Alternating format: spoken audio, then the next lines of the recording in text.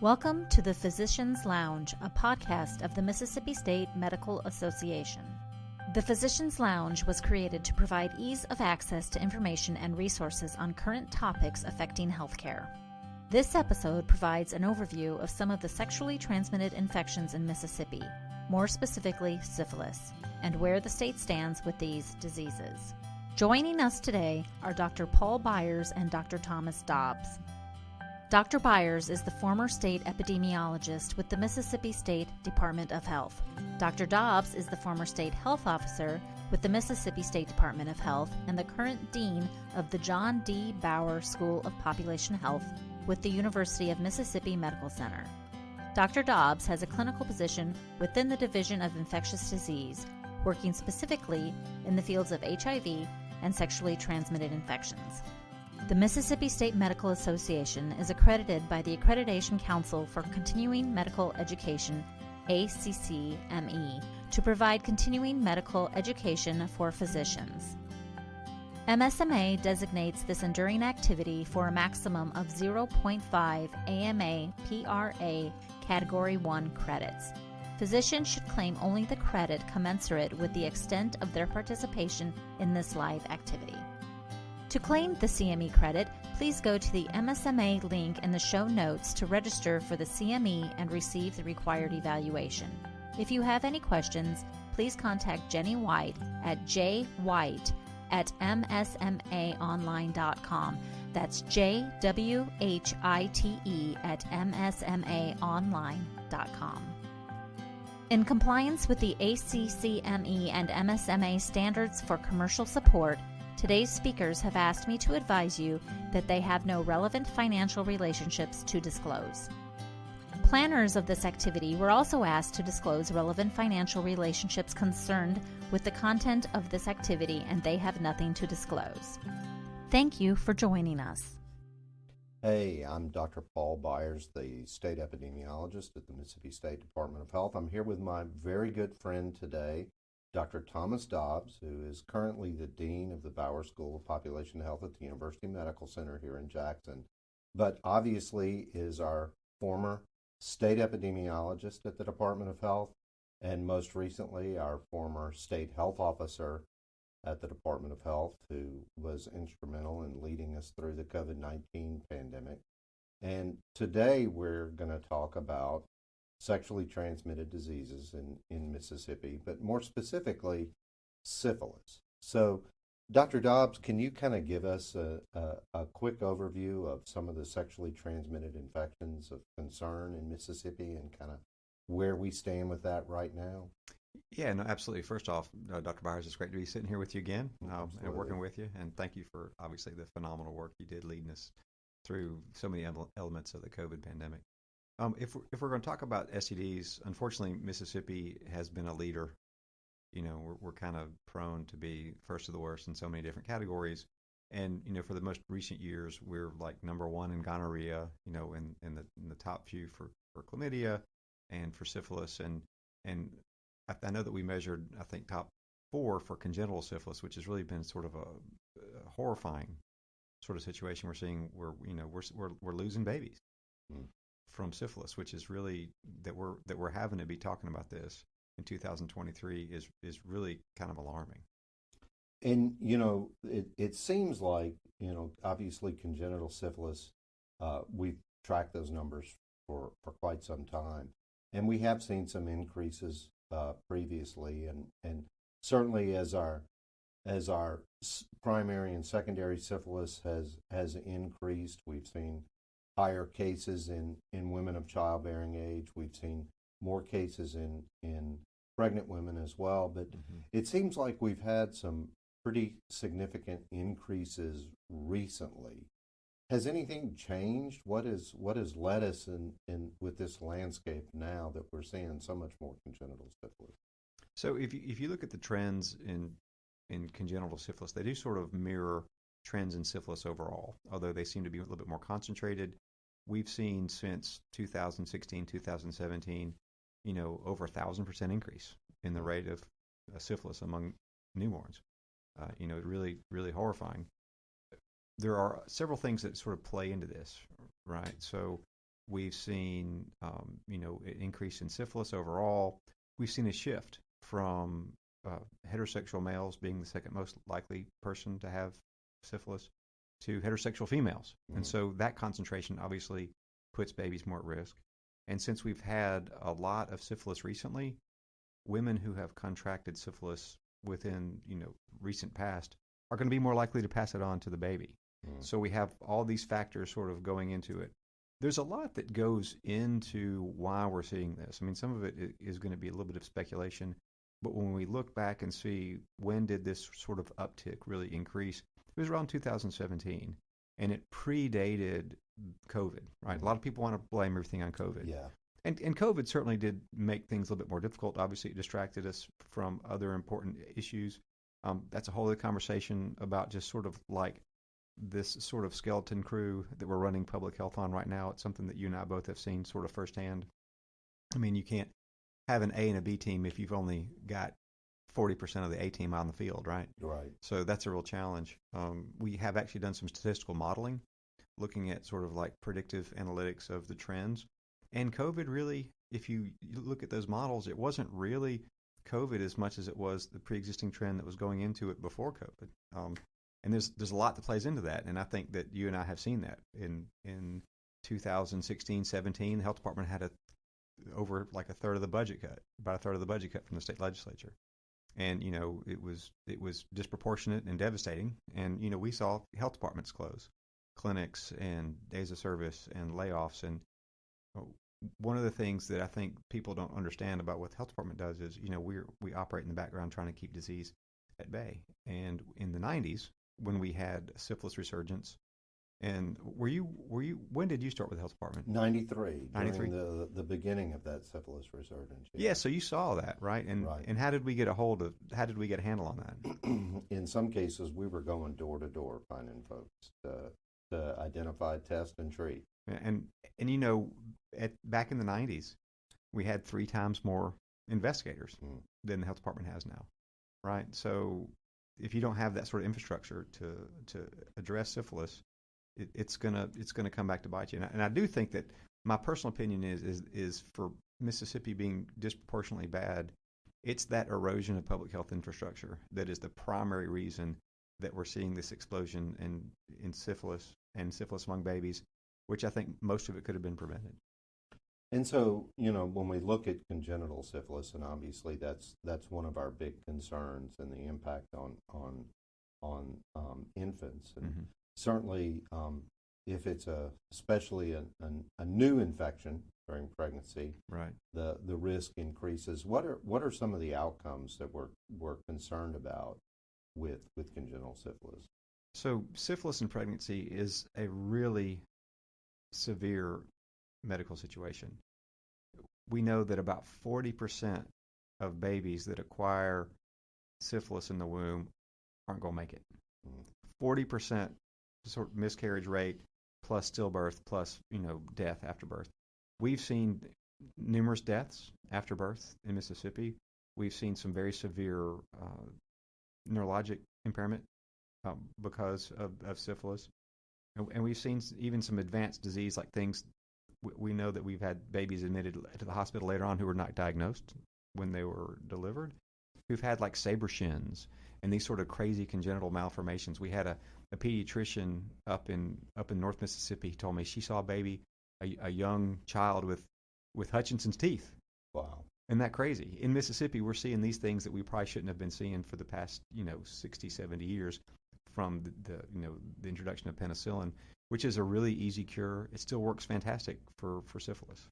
And, now that you mentioned that and sort of the treatment, syphilis is not a new disease. It's been around for quite some time. And it is one of those things that we've established appropriate and effective treatments for. So kind of give us a little bit about the treatment, especially, a little bit about what we do with primary or what we do with early latent versus late latent syphilis, and what that means, and how we treat pregnant women. So there's something kind of unique about syphilis in that, people don't really get rid of it on their own, right? So if you contract syphilis, it's not like your body's going to just get rid of it.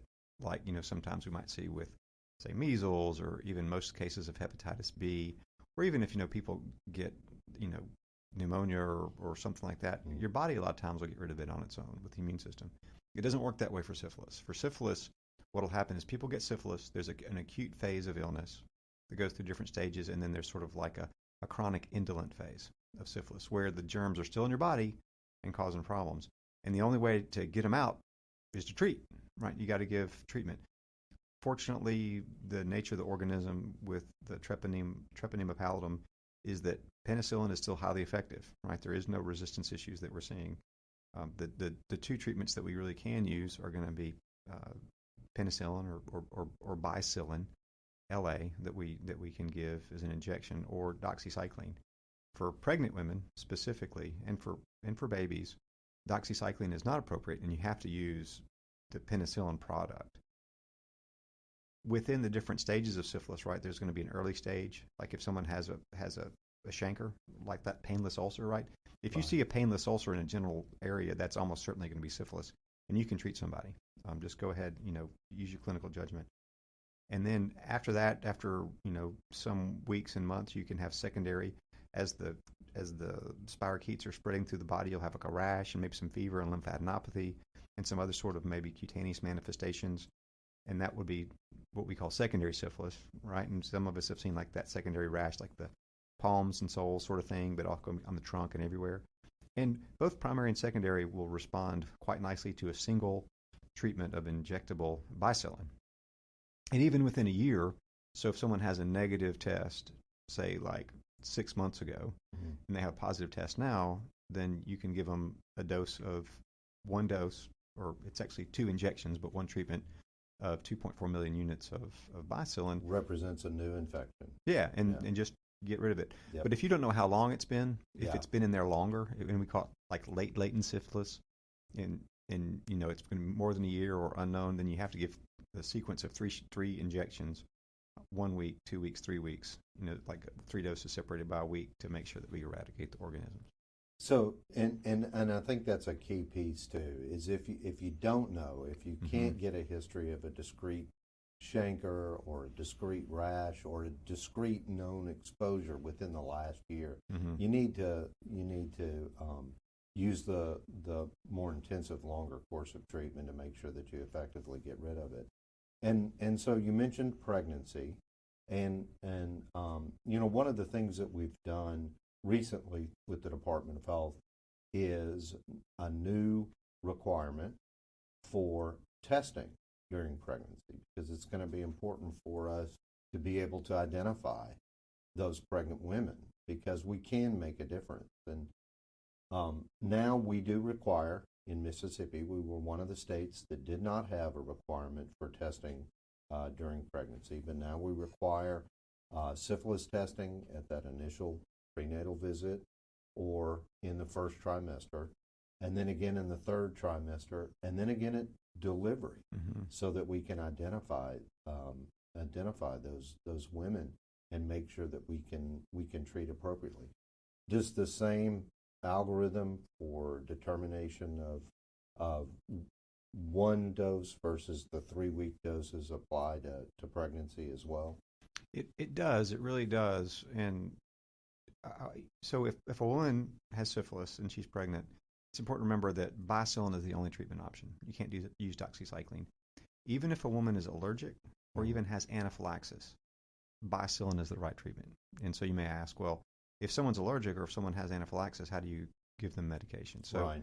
We can desensitize. And that's actually something, even this week, I was made aware of a woman who was admitted to the intensive care unit for small incremental dose escalations for desensitization to get treatment, and it works very well. And so I know at the University Medical Center and other places, they are willing to do that. So, please, we do have the syphilis hotline, right? Yeah. That we can, if you have something that will try to help, sort of connect resources.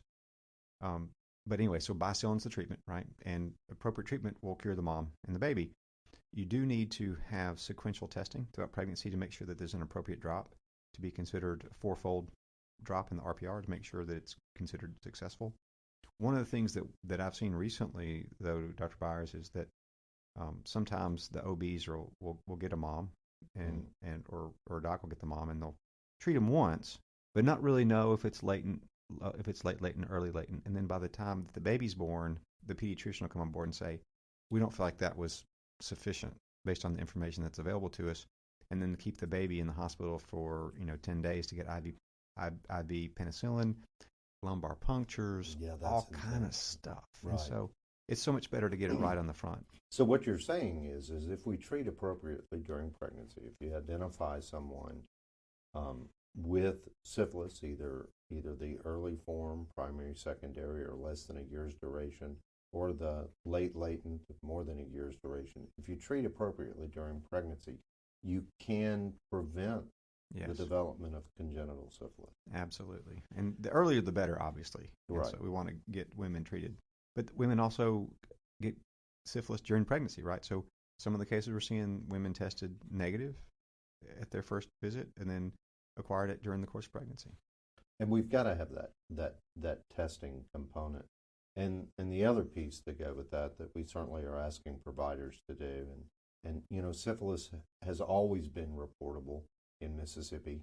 Certainly congenital syphilis has been reportable in Mississippi for a number of years. We want to certainly make sure that physicians are aware of that.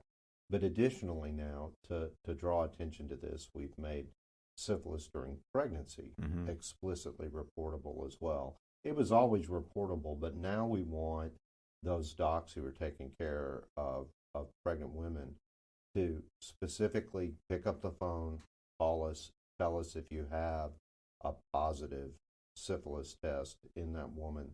Let us know.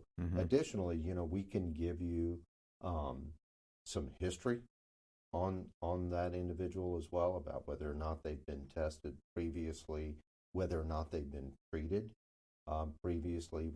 We can certainly help with the staging during pregnancy to make sure that the treatment is appropriate if it's late latent or needs that longer duration of treatment. And you had mentioned the hotline that we've worked with you at UMC, so now you have the hotline there that physicians can call. And that reporting piece, though, we want you to pick up the phone, and that number to report to the Department of Health is 601-576-7723. That will take you to our STD HIV office, and we'll be able to give you that information. And what that reporting also does for us is it allows us to do our investigation. We can then go and identify that patient. We can do appropriate interview. We can identify contacts. We can get those contacts in and tested and treated appropriately to prevent further transmission down the road. So that's an important component of us that we need to do as well. And so, we've talked about previously winnable battles, and certainly this seems like one that we can achieve, and can we make a difference with this in Mississippi? Absolutely. I would think this is something we could turn around pretty quickly, but it's going to take a really concerted effort from everybody. If you look at the reasons, the sort of missed opportunities obviously syphilis being out there is the main thing, right? So we ought to stomp out syphilis, but that's a little bit more broad and complicated. But if you look at the missed opportunities around congenital syphilis, we see there's like three big buckets that we kind of run into. One of them is delayed prenatal care, right? So you can't get tested if you're not in prenatal care or don't see a medical provider. It's the doctor's doing the test, right? Testing appropriately. And then appropriate treatment.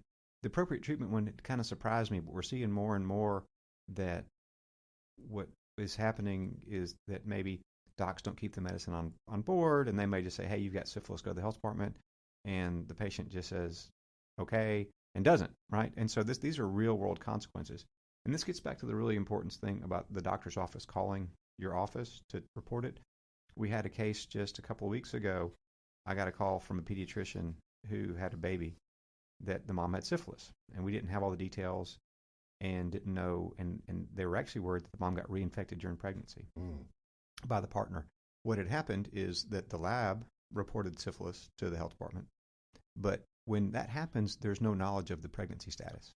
That's why that call has to happen. The call has to happen, and so the investigators tried to get the mom, never got her, and didn't treat the partner, right? Because they never could and then the doctor told the woman to have her partner treated, and it should never happen, right? So we've got to close that loop, and that call is so very important to close the loop. So it takes everybody together.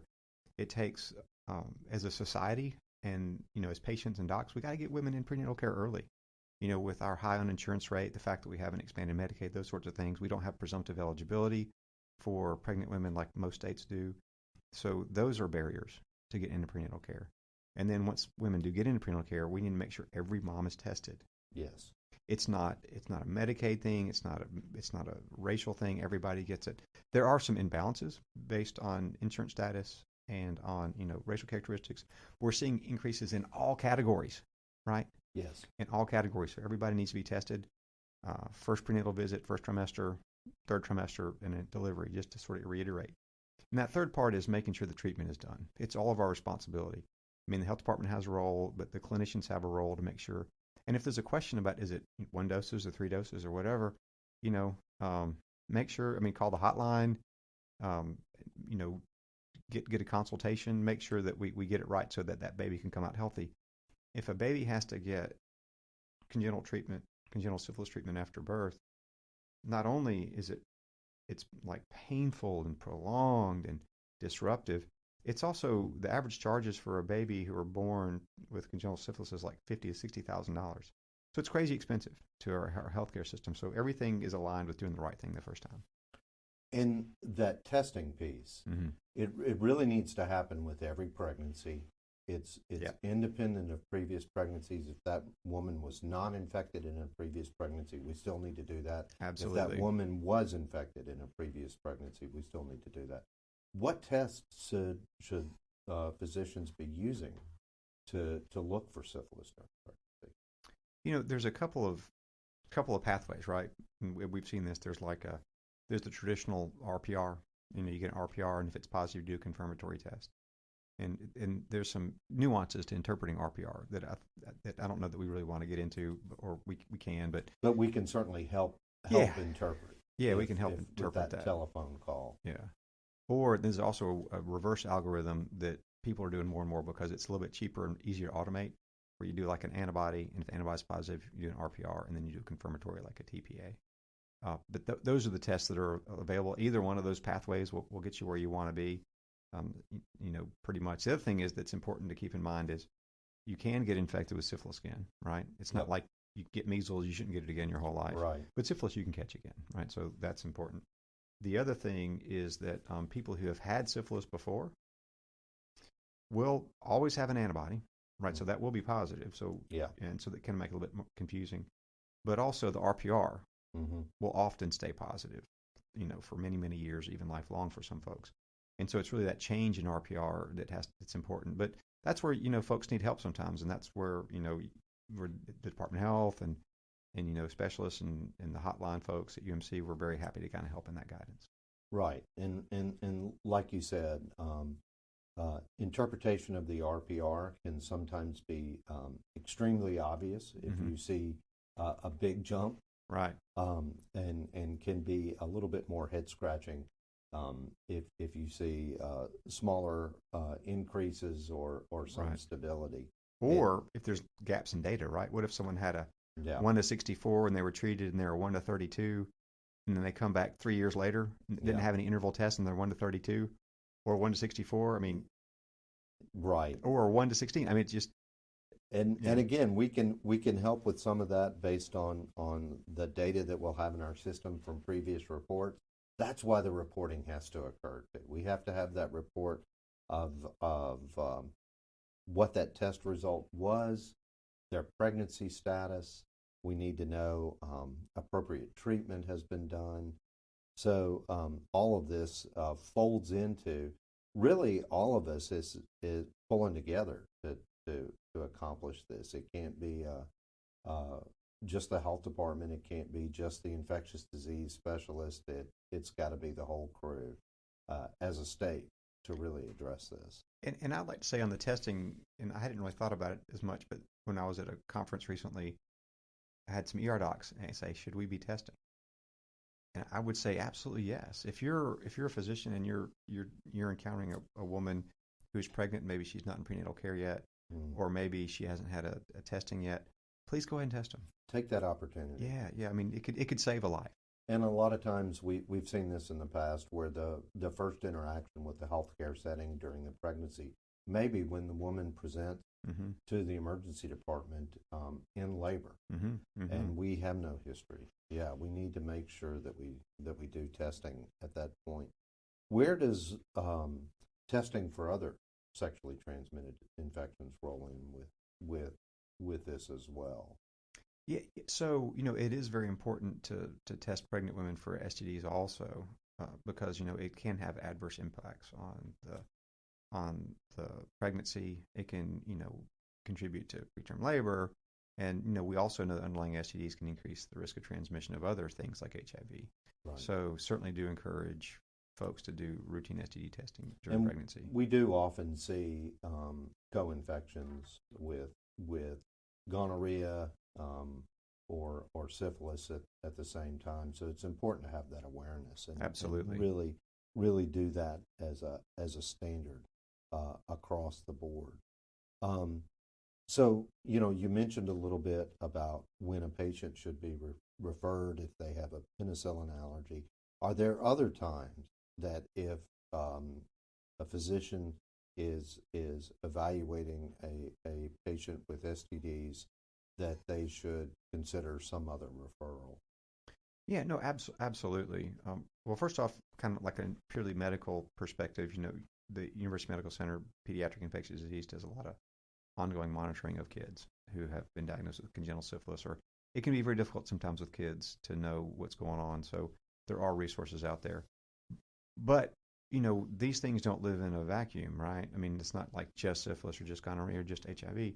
And so some people who are having, sort of exposures that are sort of high risk and maybe exposed to HIV, or especially if someone's partner is HIV positive, there is PrEP, right? It's, pre-exposure prophylaxis.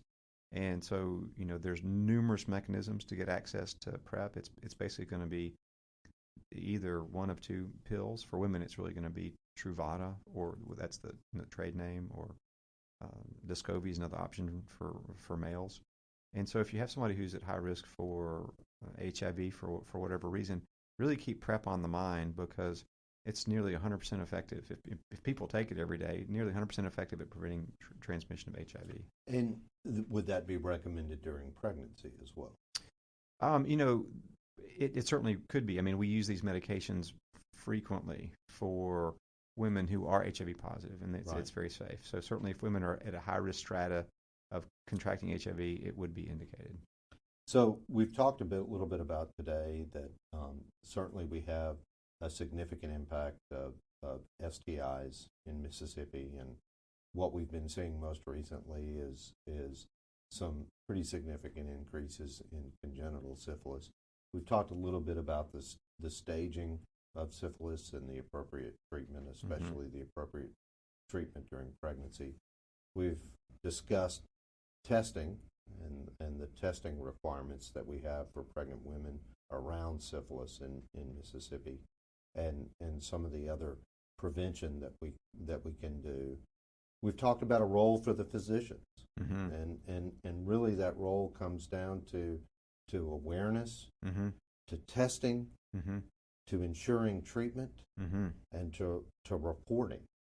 And I think if physicians can keep that in the forefront, think syphilis when you're seeing that pregnant person.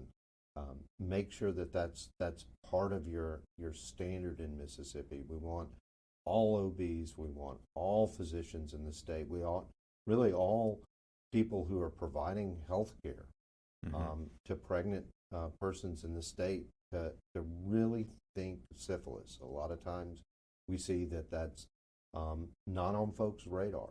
And we get so enmeshed in this because we see this every day. We see these reports, we see these numbers, we get the reports from docs throughout the state of what they're seeing. We need to make sure that physicians are thinking syphilis. And I know that docs are busy and they have a lot of things on their plate, but this is one of those things that we can really make a difference about. What else? Any final thoughts for what we really want physicians to be helping us with? You know, based on what you were just talking about, I think there's some points that are important to kind of make right now. First off, make it part of normal practice. Build it into protocols. You know, you don't have to. You can do opt-out testing. Don't sit there and talk to them and say, "You don't need a syphilis test, do you?" That sort of thing, right? Right. It's necessary. You know, make it part of your routine. Make it part of your order sets. Just make it just normal.